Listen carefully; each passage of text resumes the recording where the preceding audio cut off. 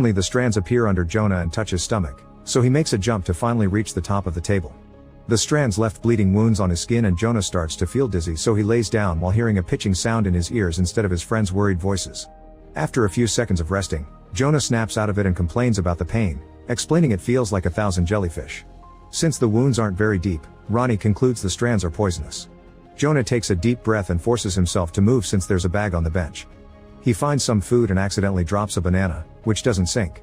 When he picks it up, he notices the strands and lowers the banana again, but the monster only comes out in the sand, not on the bonfire spot. Then he jumps off the bench to land on the same spot and nothing happens, which confirms his theory: the monster hates fire. To celebrate, Jonah eats the banana only to watch in horror how his stomach wounds begin expelling pus.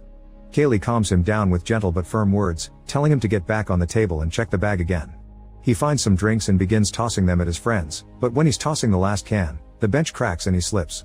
His wounds drip more pus before they start popping and bleeding, causing him to scream in pain. With tons of effort, Jonah keeps moving and manages to get back on the table.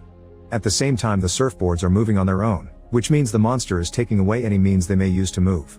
Then the strands appear under the car to attach themselves to the tires, trying to move them. Gilbert asks about the phones and Ronnie begins pulling at the back seats to reach the trunk, but they won't come off.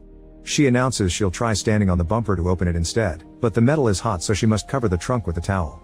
Before moving, Ronnie tells Shanda that she wrote a letter for her mom in her notebook and asks her to deliver it if something happens to her. By holding Shanda's hands for security, Ronnie crawls on the trunk and lowers her body to stand on the bumper.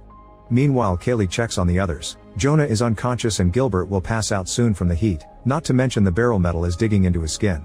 Ronnie manages to put the keys in the lock and starts opening the trunk, only for the lid to slip down. Thankfully she holds on and doesn't fall.